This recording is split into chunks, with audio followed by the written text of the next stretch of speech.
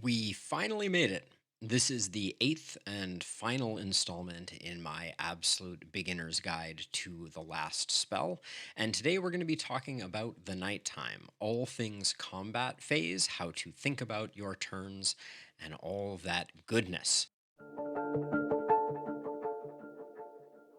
The plan, as it were, is to discuss the mechanics of the deployment and combat phases, how to think about them, their structure. Then we'll talk about the mechanics of abilities, make sure that you have a good grasp on AoE and how it is different from Propagate and how Propagate is different from multi hit. Then we're going to talk a bit about the philosophy of a turn, how I think about it, how I plan them out, and we'll also mix in a little bit of some common pitfalls, how to avoid some of the mistakes that beginners make that make their turns significantly less effective. What we are not going to do in this video is we won't be playing the game. If you're interested in seeing me play the game, there is an incredible back catalog of me playing the game. But here, I want to focus on the philosophy fee and the concepts of the game because at the end of the day, there's a lot of variance. We could talk about specific maps and specific waves within those maps, but that wouldn't prepare you generally for getting the most out of a turn that is random and unfamiliar. So, overall, the goal is to build up a framework that supports good decision making within the combat phase. The video is going to be broken down into three main sections: deployment, combat phase, and turn execution. Within deployment, we're going to be talking about hero positioning, hero synergy and pairing, and then the nature of the waves that you're going to be facing. We'll talk a bit about the Seer in that space as well. Then we'll move on to the actual combat phase itself, talking about the structure of a game and the structure of a night, how the UI supports you in making good decisions, where the information is, what you should be looking at. Then we'll talk about those combat mechanics, understanding what area effect is, how it works. And then we'll talk a little bit about the damage calculations. I will have a future video that's going to really deep dive into those damage calculations. But for now, I'm just going to cover it at a very high level so you have an understanding of how to kind of maximize your damage moving forward. Then in turn execution, I'm going to talk about kind of slowing down, taking your time, what the cycle of a turn is, how to think about threat assessment and target selection, how to manage your resources effectively, what it means in my mind to plan out a turn, how to do that in practice, and then last but not least how to maximize the devastation that you are delivering to the Horde. So without further ado, we need to start out with deployment. Deployment is the phase before the nighttime. On all of the maps, with the exception of Glintfine, you will start out the map in the deployment phase, and you will also have a deployment phase after each of your production phases. Once you are inside of the deployment phase, you are going to see pink arrows on the various edges of the map, northeast, southeast, etc. They look like this. There we go. And they will indicate where the horde is coming from. They will be paired with one of four banners that you see here. These banners indicate the magnitude of the wave from very small to very large. Some considerations when you are deploying heroes is think about what your heroes are good or bad at. How capable are they? Which is your strongest hero? Which is your weakest hero at present? Then think about where the bulk of the forces are and try to put the majority of your power where the bulk of the forces are coming from. The one exception to this might be if you're, say, on three heroes, you might pair up your two weaker heroes to take on the big wave and expect your strongest hero to solo the smaller wave. Then I recommend also thinking about the structure of the sides that you're being attacked from. Are there any major features that will block line of sight or get in the way of your hero? Or are there any natural features that might funnel enemies together? The example that I always use of this is Glenwall's northeast corner has a few very narrow paths through a forest that do a beautiful job of funneling enemies, makes it a great place for melee heroes to do their best work. And then last but not least, think about the defenses that you have deployed if you have deployed any. You should think of defenses as a supplement to your hero's damage, right? If you have a bunch of ballistas on one corner of the map, maybe you need a few less hero powers or slightly less powerful heroes to pair up with that. This is what the deployment phase looks like. As I was describing, you have your banners here and here, and then you have your arrows indicating the sides that you will be attacked from.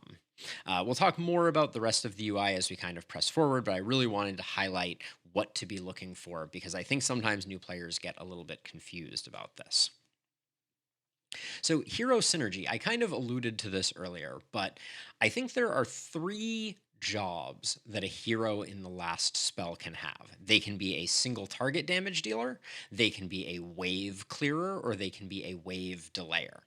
There are a lot of other things that heroes do in the game, but these are the three things that contribute directly to your success or failure in the game. And a hero does not have to be one of these, they can be multiple of them, but it's kind of important for you to have a good handle on what your heroes are strong and weak against.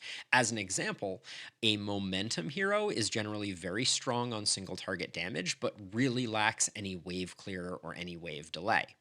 And so when you're thinking about pairing up heroes and the synergy, you need to make sure that you have wave clear on each side because you are going to have a wave of enemies. And then beyond that, you want to spread around your single target damage where you think your single target big bads are going to be showing up, right? Where is a boomer going to show up most likely? Where is a bulky going to show up most likely?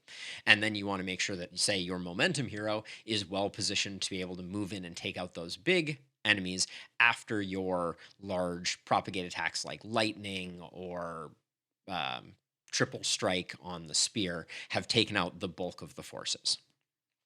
And then wave delay I mentioned here just because I think snare and stun are often very useful when you don't have enough damage to quickly take something down. If you can snare a bulky in place, you can take 10 turns to kill it. There's no reason not to. But your goals, as I started to describe already, is to have wave clear on every side because you will always have a wave.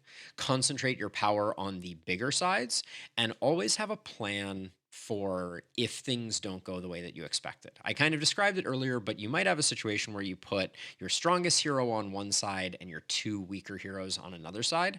It is possible that your strongest hero still doesn't have enough to solo that side. So, what's your plan if that happens? My plan is usually to have built warp gates so that I can retreat one of my weaker heroes once I get ahead on that wave to go switch over. But you always need to have a plan. How are you going to handle the situations where heroes don't live up to your expectations? So, the nature of a wave, and this is kind of a refresher on the Seer, but I think that it is important to note.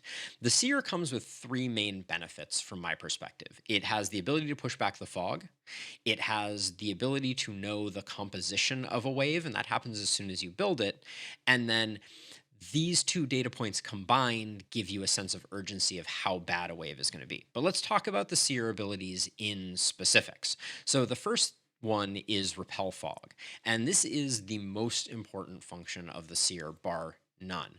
The single biggest advantage that you can give yourself is giving yourself more time. And time in this game is a function of how fast the enemies are moving and how much distance they have to cover. And Repel Mist increases the distance. The second ability is Guess Where. I take Guess Where with a grain of salt. It sometimes lies to you, but it takes that big arrow and actually converts it into four smaller arrows and multiple smaller arrows along the edge. So that gives you an idea of where enemies are going to be showing up versus not showing up. It is not always perfectly accurate, so be a little bit careful there. Then you have Guess Again, which I do not use enough but can be very helpful. It allows you to re-roll a wave. If you see runners and the mist is particularly close to your base, maybe you don't want to see runners, and maybe one worker is a good way to get out of that sticky wicket. And then last but not least, you have Guess Who, which plays well with the core of what the Seer does, which is over here on the right. Once you build the Seer, you are going to see a partial list of the enemies that you will be facing during that night. And Guess Who, for 48 gold, increases the information to 100%. You get to know all the enemies that you'll be facing. So, can be useful in some situations. I generally don't buy it, but to each their own, and information is always power. So, Things that I'm wondering about when I get the information in the deployment phase. I'm thinking about, are there archers, right?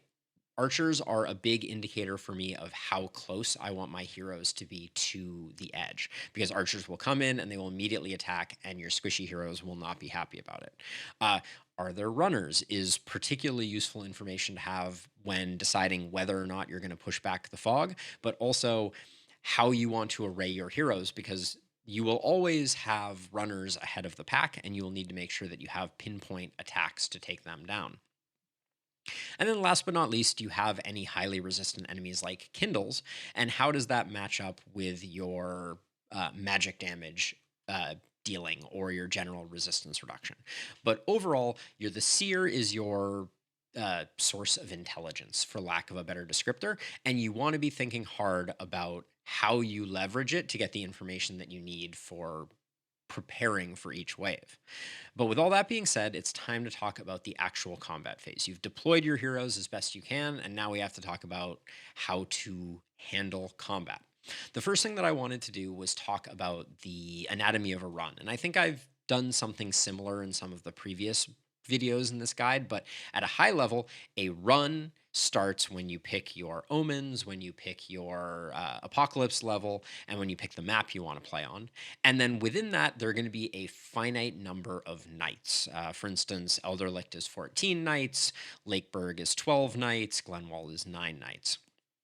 But each night can be as short or as long as you want it to be, within reason. There is a minimum length, which is all of the enemies have to spawn before you can kill them all, but you will take some number of turns, as many as you want, to defeat the enemy horde. And your goal is always to prevent the enemies from generating panic by entering into your city, or hitting your structures, your walls, or hitting your heroes. And each turn you want to be pushing towards that end.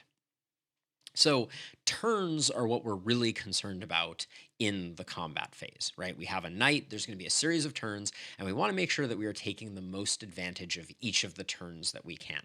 So, I already mentioned there is no limit. That you can take as many turns as you want, although the more turns you take, if you're not snaring enemies, the further they are progressing. Each turn is basically, from your perspective, a series of movements of your heroes and then a series of actions taking up the resources that your hero has. Once you have used up all of the resources of your hero that you want to, that's mainly action points, mana, and movement, then you hit the end turn button, and then it's the enemy's turn. We'll talk about the enemy's turn in a second. But at the start of each turn, you get back all of your action points and all of your movement points. There are also a variety of abilities and defensive triggers and things like that that happen at different times in the night. You will learn them as you go, but at a very high level, things show up at different times. Human Ballista goes off after the enemies move, poisonous triggers when you hit the end turn button. You'll learn them as you go. But roughly, the way that I like to think about a turn is you have an assess and plan phase where you're kind of like surveying the land. You're like, where are the biggest baddest enemies? Where does the horde look particularly dense and thick? Where am I falling behind? Where do things feel a little too close for comfort? Then, once you have that idea and you've said, okay, I definitely need to kill these 4 enemies, I definitely need to take out this bulky, I definitely need to thin the horde over here, I probably need to reinforce this side, then you're going to enter what I consider like the testing and execution phase. Execution, from my perspective, is spending your AP. When you spend AP, that is a non reversible decision. So I like to do a lot of testing before I do that. As I've shown you in previous videos, you can move and then undo to your heart's content. So what I will often do is I will plan out my route for a given hero.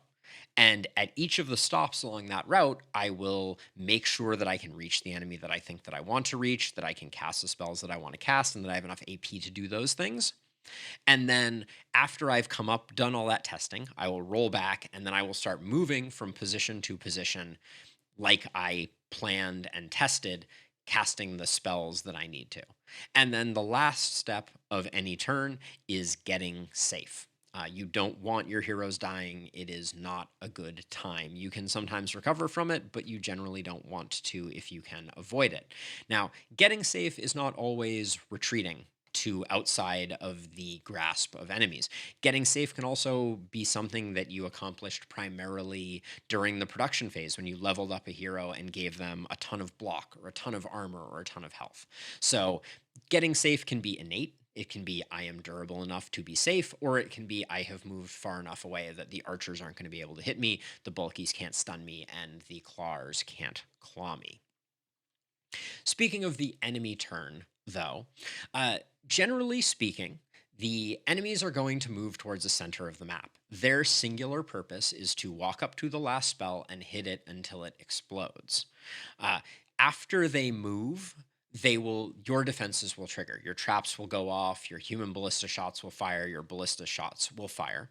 And then the enemies that remain will attack if they have the capacity to attack something. If they're standing next to a wall, they will hit it. If they're standing next to the magic circle, they will hit that. There are a few exceptions to this general rule or nuances that I think it is helpful to be familiar with. Most general mobs, like an armored mob, as an example, will happily punch a wall until the wall falls over. Runners will not do this, as an example. Runners will always move to the maximum of their travel distance towards the magic circle. This means that runners and crawlers, those two are so close together, um, are the most predictable enemies in terms of where they are going to move and what they are going to do. This can be very helpful, and as you start to get a hang of it, you will know exactly where they're going to move, what ballistas will be able to hit them, where when they get there, etc.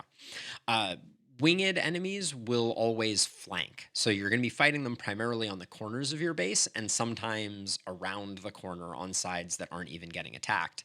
And then one that I learned just recently that I thought was very interesting is that Rippers prioritize heroes over walls, base, and circle. So you can actually bait them into specific locations, which, when we talk about more advanced strategies like generating corpse piles, this might be useful because with a little bit of trial, tribulation, and experimentation, we might be able to get Rippers to die on very specific tiles and contribute to the likelihood of getting a corpse there. But generally speaking, there's a unique AI for most of the enemies, and that AI is going to govern how they behave, and you'll kind of learn that as you go. But this is like a rough idea of it. So let's talk about the UI for a second. The pieces of the UI that I think are worth observing. We are right now on the UI with nothing selected. So when you have nothing selected, you will get an information in the upper right hand corner about your heroes. So how much action points, how many action points have they used, how much movement have they used, how much mana have they used for each of your heroes. This can be really helpful at a glance to know how far through a given turn you are. Have you used half of your resources? Have you used all of your resources? Does anyone have a single AP left that could be useful? In the upper left, you're going to get information like what night it is and what turn of that night it is. So, is this turn 5, turn 6? You also have your end turn button, and then you have your wave progress button bar. And your wave progress bar is really useful because it will, over the course of the night, fill up, and then towards the end, it will start to show a countdown of how many enemies are active.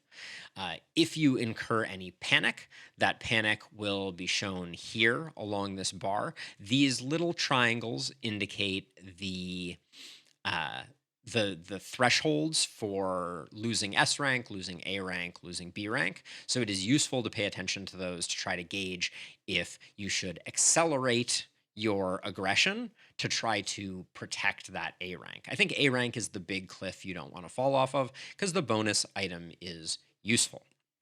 Now, if you select a hero, in the upper right hand corner, we are going to have a character sheet here. This character sheet has all of the vital attack information as well as their armor, health, and block, and the weapon that they currently have equipped.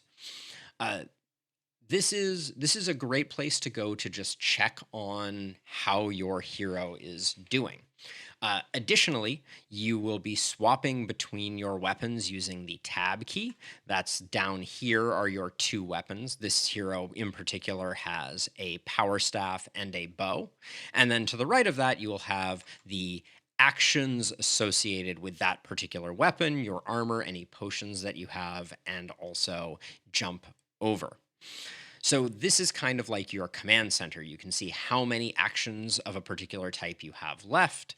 And then directly above that, you will see any perks that are currently active or perks that are countdowns to being active, etc. This is where you will go to kind of survey. Over time, you will have a really good inclination. You'll know that the shortbow has 4 primary attacks, and you'll be able to kind of like work around that. Next up, we have the enemy. And once again, I'm going to hide my face so you can actually see what we're looking at. But here we have selected a runner. And we can see that a runner does 22 to 28 damage, has negative 25 accuracy. They have 6 movement, 5 resist, 15 dodge, 84 hit points, and no block. Additionally, down here in the lower left, you will see their stun resist and their block. Stun resist also shows up here sometimes if you need it to, or if there is any. In this case, there is none. But this is going to be where you evaluate the nature of an enemy. If you want to see what the enemy is capable of doing, you can also take a look down here and mouse over a particular skill in order to see what, in this case, bite does. Once you select and choose to attack an enemy, the user interface is going to add a little bit more information once again. It's going to show you a dodge modifier. We'll talk more about those a bit later. But importantly, it is going to show you this card here. And this card here contains all the information you need to know about the attack you're about to do. What is the dodge chance? How much resistance do they have? And then it gives you a little bit of an idea about the actual damage that you're going to do. The final damage is 100% accurate, and the final crit damage is 100% accurate, which is really nice. But it also gives you a little insight into the actual calculations that are being used to determine how much damage is being done. We'll talk more about that in a future video, as I alluded to before, but paying attention to these different screens that the game provides you, the what are enemies doing, what is the nature of them, how much is my attack going to do, are very useful. And we'll talk a bit more about those as we kind of progress forward. But the next thing that we need to talk about here are the combat mechanics. So we're going to go through each of the damage types, and the first one is just a single target attack. And there isn't too much to talk about. This is kind of like the most basic, but the thing that I think is really useful to point out here is if you look right here, this skull on the attack icon indicates that this is a definite kill. If you do this attack and you hit with it, which is not a guarantee because of dodge, you need to pay attention to the dodge number too. But if you hit with it, you will 100% of the time kill this enemy, which is super useful information to have. Next up, let's look at an area effect attack. So in this case, we are using an area effect attack, and there's a few additional pieces of information that we need to know. First of all, we see that we are securing 3 kills, but we can also see that there are 2 places where the red highlight exists, but there are no enemies. I'm talking about right here, this square, and then this rock over here. What this is communicating is that our particular attack in this case is attacking in a plus shape, and we are squandering 2 of the 4 attacks of our AoE attack. The next one to talk about is multi-hit. When you select a multi-hit attack, the first time you click, it is going to put a targeting icon on the first enemy that you click, and then it will count up how many attacks you have. That's the denominator here. And the numerator is how many you have doled out. So in this case, I was doling out my second of 2 attacks. Different multi-hit attacks have more. So in some cases, you might be doling out 9 attacks as an example.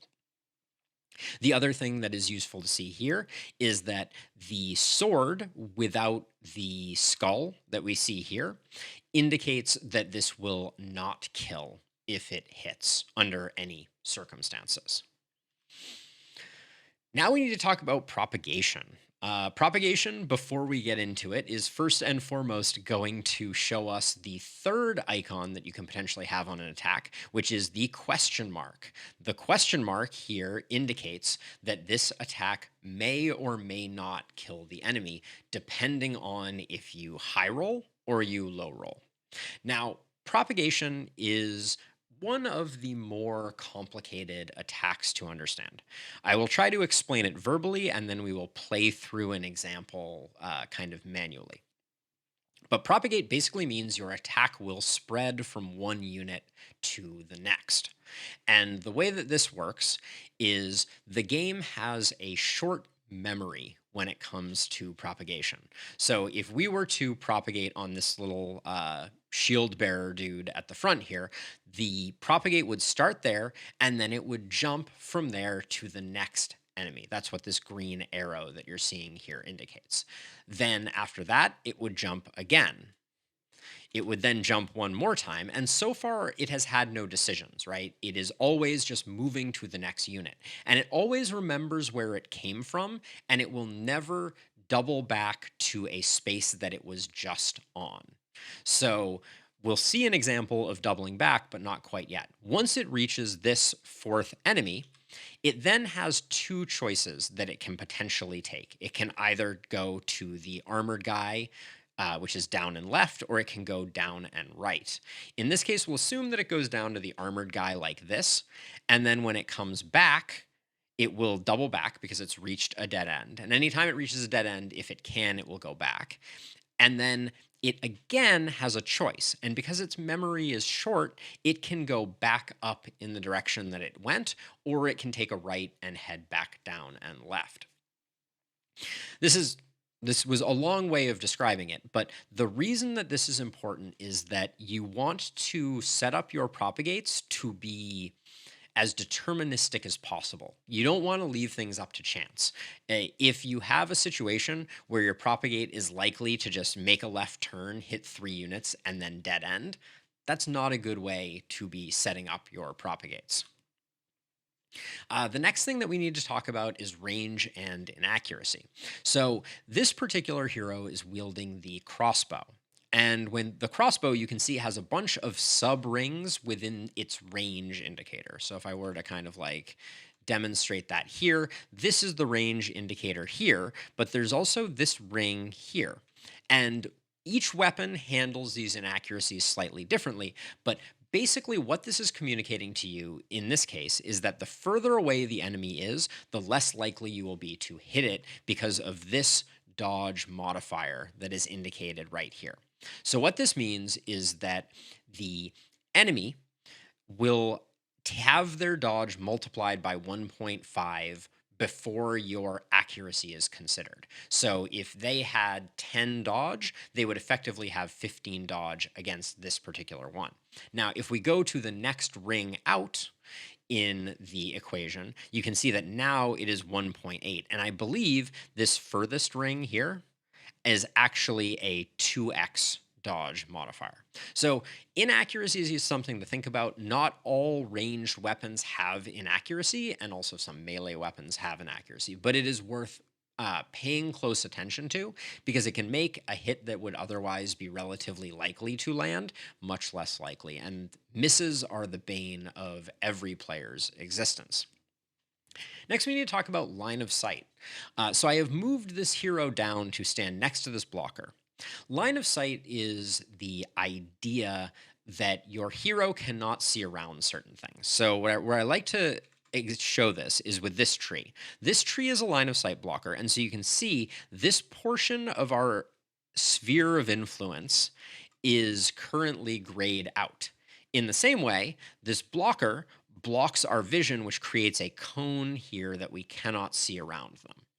So, line of sight is something to be very careful of and plan around accordingly because you will often get into situations where the one enemy that you need to kill is I don't know, hiding behind this column here in this little pocket, and you don't have enough movement to get around it to get the shot off that you need to get off. So be mindful of where the natural line of sight blockers are on the map, but also be very mindful of enemies that generate line of sight, like the blockers and guardians. The last combat mechanic that we need to talk about is rotate. And I think this one is particularly elusive for new players. So I'm going to do my best to try and explain it. So our hero here, this one with the short bow, has a area effect attack that hits in kind of like a figure eight type of pattern. You can see it highlighted here where it's hitting. Now, because the tile that we are attacking right here is located along this edge, we have the ability with the F key to rotate it. So if we were to rotate it, what it would look like is rather than the extent of the figure eight being here and here, it would look a lot more like this, where now the ends of the figure eight are here and here. You can only do this if the attack is on one of these 45-degree biases, but it can be very, very important to maximizing the number of targets that you are hitting with a particular attack. So don't sleep on rotation if you only take one thing away from this video. So from my perspective, that's all the real damaging style attacks that we need to talk about. And it's time for us to move on to the damage calculation. What I would like to say about the damage calculation is that it is complicated. Uh, we have had a long and very arduous discussion in the Discord and in comments about exactly the way the damage calculation takes place. And the interactions are not clear, but the headlining feature is that different sources of damage modification multiplicatively improve your overall damage. And as I alluded to at the beginning of this video, I am going to do a full video delving into exactly how this works. My plan right now, and we'll see if this pans out, but is to create a spreadsheet that fully encapsulates all the damage formulas so we can delve into the individual pieces and understand them. But for the absolute beginner's guide, I wanted to bring up this card and just talk about it. So your damage, this is your damage modifiers coupled with your your damage that is base for your weapon. Then any modifiers like isolation or opportunism are added in, block is subtracted, and then you come up with some final damage number. Uh, this is useful to look at so that you understand where the bulk of your damage is. In this particular case, the centipede's attack, it is clear that the reason this is hitting so hard is because of opportunism, primarily. The general rules of thumb that I like to go by is because of the multiplicative nature of this, diversify your damage sources. If you can get some physical damage in addition to getting some bog standard damage modifier, those two are going to interact as a greater than sum style relationship. And then beyond that, for now, ignore the complexity and just try and move forward. But understand how much damage you are doing, how much overkill you are doing, because it's useful. Also, pay attention to that crit number, because critting is, again, very powerful. So now we need to talk about turn execution. And there's a fair amount to talk about here. So let's dive into it. So I've already shown you my turn cycle: assess, plan, test, execute, and get safe. But let's delve into these a little bit more. Assessing and planning for me is about understanding what you have access to and understanding what the enemy has access to. Where are the twisted and the bulkies and the boomers versus where are my momentum heroes? Which of my heroes have great wave clear? Do I have a poison hero over here? Poison heroes are not always great at burst damage. How am I going to handle that? Then consider what resources you are willing to spend. Is my hero almost out of mana? Do they have tons of mana? How far ahead or behind am I on this wave? I generally think of it as if I feel like I'm doing really well in a particular place, I don't want to spend mana if I don't have to.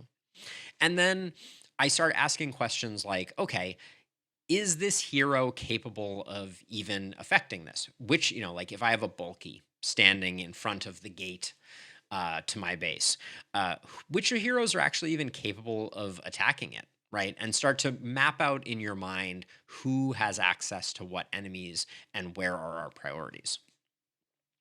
Then test and execute. I talked a bit about this, but like undo is your friend. If you are not using undo significantly in the game, you are missing out on a huge capacity for making sure that you can get where you need to go and get there safely. It is really, really important that you utilize undo so that you can see, okay, well, if I run as far as I possibly can in this direction, you can then ask the question, how many bad guys are going to be able to get to me and hurt me?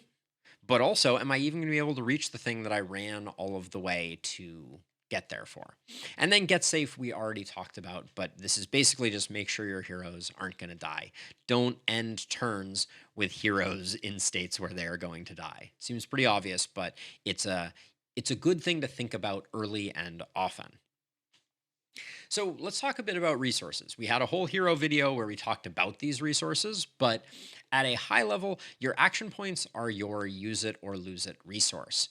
You don't want to be leaving AP on the table. You want to spend all of your AP as much as you can. This can sometimes be challenging and be at odds with spending mana. It is sometimes hard to use all of your AP without also using some of your mana. So be mindful of that. But generally speaking, it is my goal every turn to use effectively all of the AP that I have on all of my heroes. And perhaps the one exception is every once in a while, I will have an absolute monster hero that I couldn't spend all their AP if my life depended on it, like multi hit wand, legendary assassin types of heroes.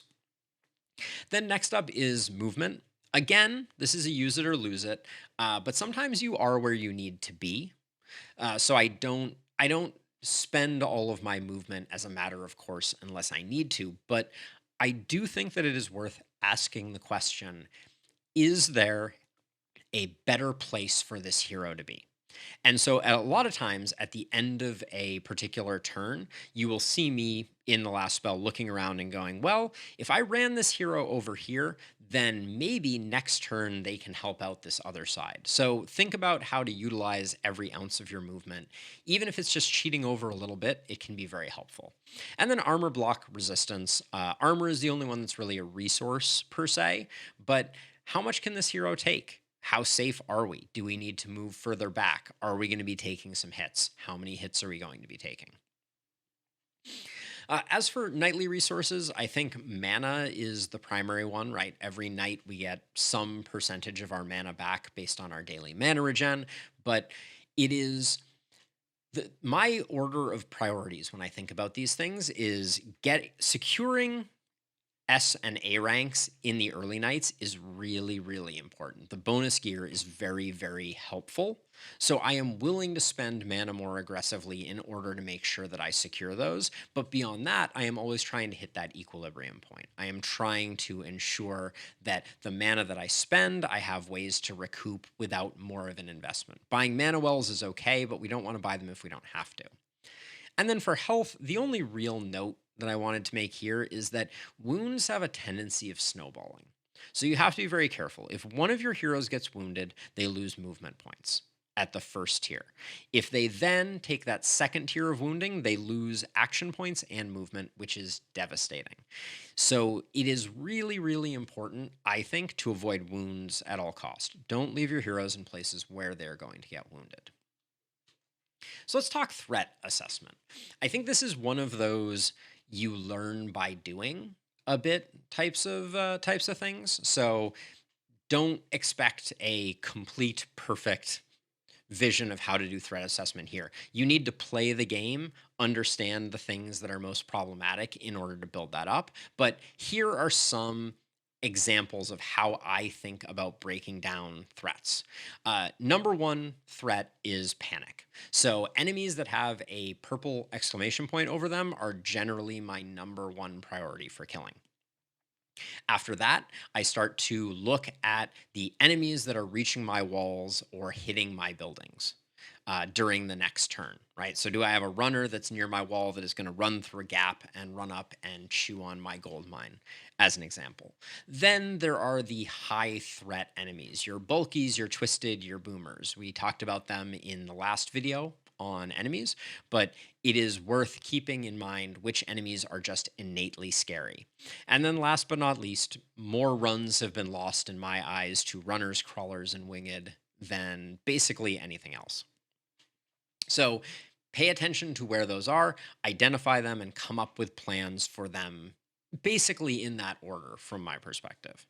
Other questions I think you should be asking is where are the bulk of their forces? This is kind of a funny one, but I I like to kind of do a 10,000-foot view, zoom out, and just kind of look. Where are the enemies? Are there some patches that are really intense? Are there some places where we are clearly falling behind at a very high level? And what is our solution for that? As part of that, for the enemies that fit into that high threat level, the bulkies, the twisted, etc., do we have any bad mismatches? Right? As I was saying before, like I'm not excited when I have several twisted on a particular side of the map and I only have a poison hero there. Poison heroes are not great for taking out twisted, and if twisted hang around, they buff up movement of enemies and just do a lot of bad things. Broadly speaking, it's sometimes funny to think about it as a threat, but running out of mana is a huge deal. So you are potentially in a great deal of danger if your mana starts to dwindle. So keep an eye on your mana, understand if you're going to have enough mana or if you're spending way outside of what you are gaining back or what your, say, mana potions can support. And then last but not least, vision and mobility. If you have a claw that is running straight through your base and getting between your buildings, are you even going to be able to see them next turn? Do you have the mobility to run around your store to get the shot on that claw, or do you not? And then once you have your threat assessment done, you then need to have your plan. What is your response? How do you fix the problems of the threats that you have identified? Who has the mobility and the skill range to go support an area where you decided there were too many enemies and you didn't have enough power for it? Do you have a particular side that is doing just fine, but if you stall it, allows you to free up a hero? Like the example that I would use here is I had a great run, I think the last run that I was on, where I had an opportunist and a poison character on the same side. The poison character was going to have a hard time killing all of the things that they needed to on the side that they were on, but if they pivoted to slowing the enemies down, the opportunist could transfer away for a while and then come back. So those types of decisions can be really helpful for figuring out who you have availability to go support elsewhere. So, planning. We need to talk about planning. Uh, Planning is all the stuff you do before you start irrevocably spending action points. Uh, the plan, from my perspective, is first understanding what you want to accomplish. Which enemies do you want dead before the end of the turn? Uh, then you ask the question, where do you need to be to do that? Right? Like, if I have a runner that is going to be inside my base next turn, what is the closest, what is the furthest a way that I can be while still killing it, as an example. Uh, then you need to ask the question of, will you be able to spend all of your AP? This is a real trap that I think a lot of new players fall into that's really important.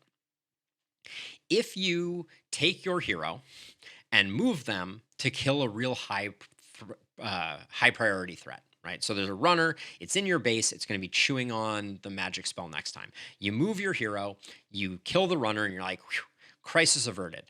You still have 7 of 8 action points left, and there is not another enemy in range of you, and you used all your movement getting there. You sometimes need to spend action points before you move to take out the highest priority threat. So the better way to play that is be like, I need 2 action points to take out that runner. So I'm going to spend 6 of my action points here, cast some poison propagates, do some other things. Then I'm going to run over and then I'm going to kill the runner. And the reason I said 2 action points is there's a bit of mental math that you need to do here because that runner might have some dodge and you might need 2 attacks in order to get it killed 100% of the time or 95% of the time. So be aware of how you're handling those types of things. And then last but not least, once you have come up with this plan, where do you end up at the end of it? Right? If you spend all of your movement points and you run right into the thick of things and you're a glass cannon, you're going to have a bad time. So you need to, as part of your plan, build in your exit strategy as well. The way that I accomplish this, we've already been talking a bit about, but move to the places you think you're going to need to be and see what your skill range allows around that, right? Just be like, okay, if I move here, what can I hit? Who's around? Then undo that move. Uh, Also, use Alt religiously. The Alt key, if you are unfamiliar, and we'll talk more about this in a second, but the Alt key allows you to see all the sum, the union of all of the movement of all of the enemies. So if you have a bunch of red showing up in your base when you hit the Alt key, you're going to have a bad time. There is one note that we need to be clear on. The Alt key, though, includes heroes' body blocking entities, which means that sometimes you will be standing in one place, you will hold down the Alt key, and you'll be like, oh, if I take 2 steps back, I'll be safe. But the reason that 2 steps back was safe was because you were blocking one of the enemies from walking those 2 steps. So always fully check. Move to the place you think you're going to end, and then hold down the Alt key. So I think I have a visual example of this, but this is the Alt key. So what you can see here is you can see when I hold it down, we can see these 3 runners have this big area that they can run to. This runner can run to here. This runner can run to here. So we have a pretty good idea of where the enemies can move, right? This is super useful because it shows us how much trouble we're in, right? We're going to have like this runner is likely to be here or here. This runner here is going to 100% of the time be here. You can also mouse over and click on a specific enemy to see their portion of this. And doing that in concert with Alt is super helpful. Now, there are a few things that I think are additional benefits of the Alt key. It helps you to see hidden enemies. We don't have a lot of structures here, but like on Elderlicht, as an example, there's a lot of columns, and there can be enemies hidden behind it. So holding down Alt, you'll just see some like circles pop up, and you'll be like, "Wait, there's an enemy over there." The number of times that I've gotten to the end of a night and I've had like one enemy hiding behind a box or something is too many. Uh, it also shows you where you're going to be getting panic, right? In this particular case, I let this kind of go for tutorialization purposes, but I would be very worried about this space and very worried about this space, and I'd want to understand which enemies are moving into this space this next turn. And then, as I mentioned, it is influenced by blockages both temporary and not temporary. As an example, this hero here, little hero in the corner. Sorry, they're so far away. Is currently blocking an enemy from moving into this square here. So if we were to move back 1 square this way, we would still be getting hit from this square that they're standing on. And sometimes that can actually be very deceptive. So be very careful. And then last, but certainly not least, this doesn't show attack range. So if you have archers, if you have accursed, if you have bulky, you're going to have to do some additional calculations to make sure that you're safe. Like burn this into your mind.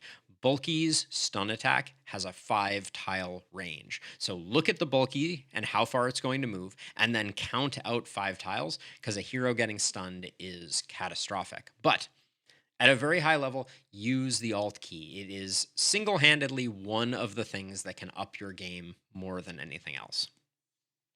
So, after you have made your plan, it is time to execute on said plan. And There's some parts of this that I am not particularly good at, but I will espouse the importance of them anyways. So the first thing is start your turn with the things you're definitely going to do. This means if you have cheer on a particular hero, cheer someone else. If you're going to do any buffing, do those buffs early. Uh, it's one of those things where you get to the end of your turn and you're like, oh, I forgot to cheer. What did I do? And it just feels really bad. Uh, the next thing that I recommend is to eat the frog. If you're not familiar with this expression, it basically means just do the hardest thing first.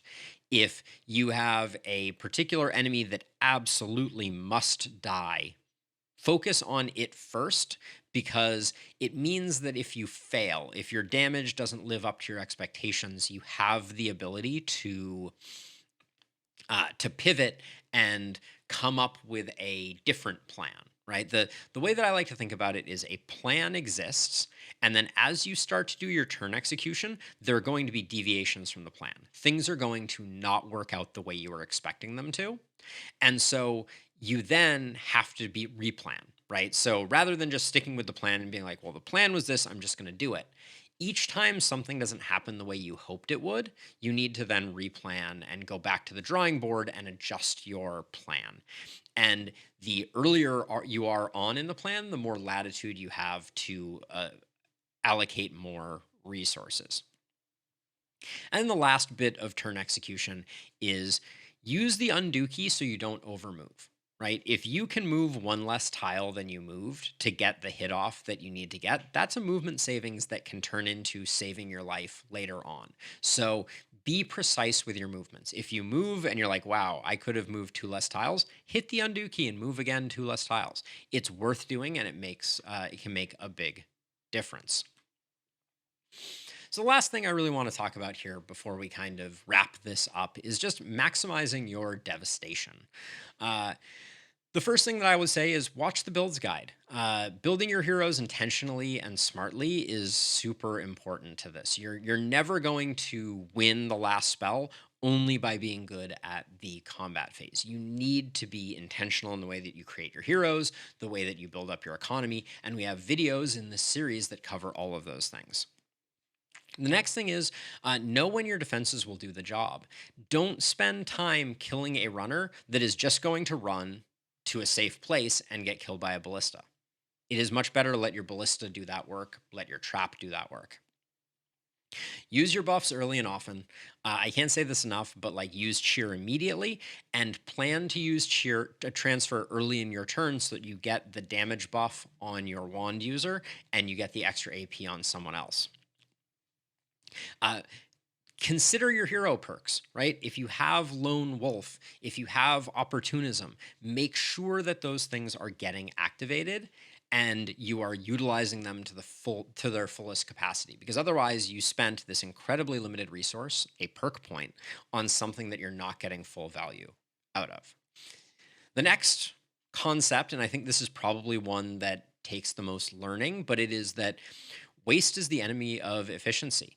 Uh, this comes in a lot of different forms, but the first and primary is match your damage sources to your damage sinks. If you have someone that hits really hard, make sure they are killing high HP enemies. I know this seems kind of intuitive, but like have your momentum hero killing your bulkies, have your momentum hero killing your twisted, and have your poison hero killing your waves of cannon fodder enemies. Uh, Look for enemy configurations that match your AoE. If you use an AoE that hits 6 enemies and you only hit 3 with it, that is a loss of a lot of potential damage. So make sure you're looking for those 6 packs of enemies for that particular attack. Make sure if you're using Rain of Arrows, you have found that figure 8 of enemies to utilize. If you're using propagate attacks, engineer the propagate to be good, right? If you see a line of enemies and there is one enemy early on that's like a right hand turn, don't cast the lightning bolt until you have killed the enemy that is the right hand turn. Then you have a propagate that you understand its path and you can utilize that to get a much better result out of it. And then last but not least is divide your multi hits across multiple multi hits, which is just a terrible statement to make. But what I mean by that is if I'm going to be casting 2 magic missiles in a turn, and I have the option of putting 2 hits on the Ravager during the first multi-hit or putting 1 hit on the Ravager the first time and 1 hit the second time, the second option there is better because it gives you the ability to replan after your first multi-hit goes off, right? You can see what died, what didn't die, what got luckily crit, what didn't, and then you can plan accordingly. But last, and certainly not least, my biggest advice is play slow. Like take your time with the combat phase and make good decisions. This is not a game that involves twitch reflexes, and so doing a good job of making a good plan, executing on that when the execution of the plan does not match the original plan, adjusting the plan accordingly is the single best leg up that you can give yourself from my perspective during the combat phase. Uh, Broadly speaking, I do not think that the last spell is a game that is won during the combat phase. It is won during the production phase, and the combat phase is really uh, not make or break to the same level. You can certainly still lose in the combat phase, but if you have a strong roster of heroes, if you have equipped them well, the combat phase is really about taking it to that next level. But, anyways, with that out of the way, we made it. Holy cow. This was originally supposed to be a 4 video, no big deal series that I was going to pump out. And now it's 8 videos that I will say I am really proud of. So, for all of you who have made it to the end of this series, thank you for hanging around and viewing. This specifically, my build guide video was the first video of mine to hit 10,000 views, and it only took it 2 weeks to do it. So I am deeply grateful for everyone who tuned in and watched that. But I think these 8 videos really do cover all the things that new players need to know. There are a lot of topics that we did not cover. We didn't cover manipulating corpses or the logic of corpse spawning. There's a million other things to talk about, but this is the absolute beginner's guide for a reason. And I am really excited for anyone who finds this early in their last spell career because I think that it is going to equip people really well to find success in what is a deeply rewarding but deeply complicated game. This is not the end, though. So if you are so inclined, please toss me a subscription and a like if you want to see more of these videos as I put them out. But it's time for me to start graduating into advanced topics. I've already alluded to the fact that the first one I want to do is on damage calculations, but there's going to be a lot more videos that I hope to put out. We got some tier lists coming up if those sound good to you. And perhaps more importantly, if you're interested in seeing someone playing the last spell at a relatively high level, we have quite a backlog and a back catalog that you can check out of me playing all of the maps, lots of different challenges. I did a Lakeburg run with a single hero. So if those things seem interesting to you, please check them out and come swing by a live stream. I love to answer questions and try and do a little bit of education as I play. So would love to see you there, or check out the VODs if the timing doesn't work for you. But I think that does it for me.